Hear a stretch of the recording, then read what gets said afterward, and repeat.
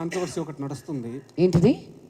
ఫన్మంత్ అని కాంట్రవర్సీ ఒకటి నడుస్తుంది. మన మనోజ్ గారు కూడా దాని మీద పెద్ద ఫైట్ చేస్తున్నారు.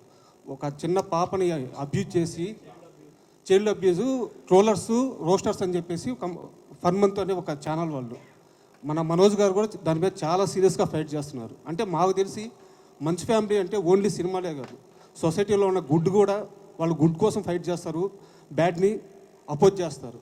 సో మీ తమ్ముడు, మా హీరో మనోజ్ గారు ఇలా మంచి విషయాలు ఎంత బాగా రెస్పాండ్ అవుతున్నారు, దీని మీద మీ కామెంటు. ఇలాంటి ట్రోల్స్ని ఎలా ఆపాలి, సమాజాన్ని బ్యాడ్ చేసే వీళ్ళని ఎలా ఆపాలి, దీని మీద మీ అభిప్రాయం ఏంటి?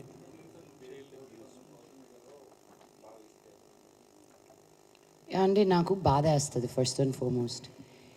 ఇంత ఇంత నెగటివిటీతో కూడా ఉన్నారా అని. బట్ ఐ ఆల్సో ఫీల్ వాళ్ళకి రోటీ కపడా మఖాన్ ఈ మూడు ఉంటే వాళ్ళు ఇలా చెయ్యరేమో అని. యూట్యూబ్లో తమ్నెయిల్స్ చూసి మా అమ్మ నాకే ఫోన్ చేసి, నువ్వేంటి నేను ఇక్కడ ఇలా చేసావంట కదా అని. అమ్మే, నేను నీ దగ్గరే ఉన్నాను కదే. అవును కదా, కానీ ఇలా ఎందుకు రాశారు? ఐ సెడ్ ఫస్ట్ నువ్వు చూడడం మానే. బట్ చూడడం మానేయడం కుదరదు, స్ట్రిక్ట్ యాక్షన్స్ తీసుకోవాలి. Because this is still a new medium. అందరూ నేర్చుకుంటున్నారు.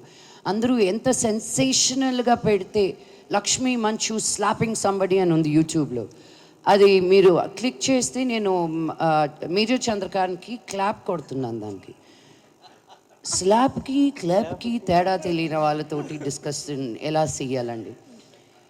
చైల్డ్ అబ్యూస్ చేసిన వాళ్ళని అడ్డంగా నరకాలని నా ఉద్దేశం, నడి రోడ్డు మీద నరకాలని నా ఉద్దేశం. 1.3 బిలియన్ పీపుల్ పైగా ఉన్న మనమే సెల్ఫ్ గవర్నింగ్ చేస్తున్నామండి. వైఫ్ ఆఫ్ రామ్ సినిమా చేసేటప్పుడు నేను పోలీసుల గురించి కనుక్కుంటా ఉంటే, తెలంగాణ వరకు మాట్లాడతాను నేను, అట్లీస్ట్ ఒక 600 and odd మనుషులకి ఒక పోలీస్ ఆఫీసర్ అంట. ఒక 6,000 మంది కానీ మనం బయటకు వెళ్తే ఏమైపోతారండి? మనం గవర్న్ చేసుకుంటూ మనం వెళ్తున్నాం ముందుకి. సో ఇలా తప్పు చేసిన వాళ్ళు ఎవరో ఒకరు ఆవును తిన్నారనో, ఎవరో ఒకరు హిజాబ్ వేసుకున్నారనో, ఎవరో ఒకరు మతాన్ని కరెక్ట్ చేస్తున్నారనో అని బాధపడమాకండి. ఒక మనిషిని మనిషిగా చూడనప్పుడే వాళ్ళని నిందించాలని నేను అంటున్నాను. మా గురించి ఎందుకు ట్రోల్స్ వస్తాయి, ఎందుకు ఇవి వస్తాయంటే ఉన్నది ఉన్నట్టు మాట్లాడతాం కాబట్టి. మాకు పొలిటికల్గా ఉండడం రాదు.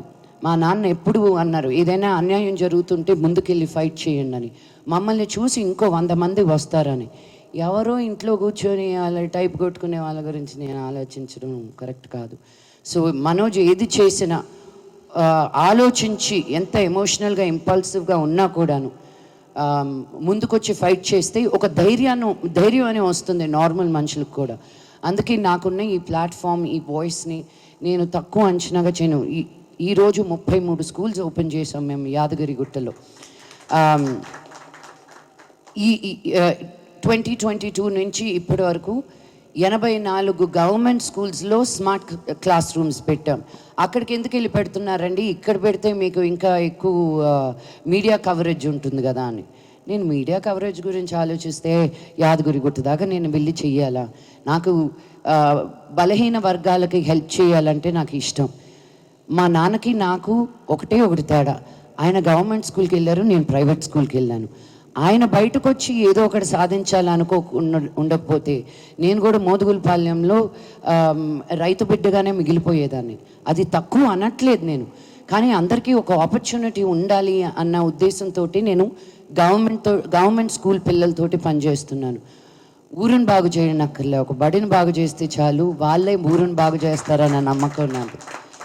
So it's really heart breaking. నేను వినలేదు ఇది ఇంకా, బికాజ్ నేను చూడడం మానేశానండి. ఫస్ట్ అండ్ ఫార్మోస్ట్ న్యూస్ చూడడం మానేశాను. అప్లోడ్ వరకే కానీ మళ్ళీ కామెంట్స్ చూస్తే రాత్రి భోజనం చేయలేను తెలుసా.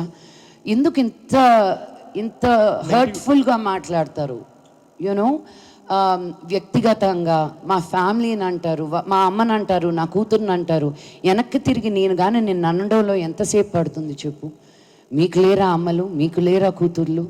మేము ఏం చేసినా ఒక 10 మందికి మంచి చెయ్యాలి, మిమ్మల్ని ఎంటర్టైన్ చేయాలి అని అనుకుంటున్నాం, కానీ మీ డబ్బులు మేము కొట్టేయట్లా, మోసాలు చేయట్లా. వాళ్ళ వెనకాల పడండి మీరు. మేమేదో కళాకారులు, మేము కళమ్మ తల్లిని నమ్ముకుని ఉన్న వాళ్ళం. మేము ఈరోజు ఉంటాము, రేపు ఉంటామో లేదో తెలీదు, జనాలకి ఎన్ని రోజులు నచ్చుతామో అన్ని రోజులే మేము పని చేయగలుగుతాం. సో సొసైటీలో ఏది బాగాలేదు అన్నప్పుడు నిలబడడానికి ఎవరో ఒకరు ఉండాలండి. అందరూ నా బ్యాంక్ బ్యాలెన్స్లనే చూసుకుంటే ఇంకా సమాజం ముందుకు ఎలా వెళ్తుంది? మాలాంటి వాళ్ళు కూడా ఉండాలి మరి.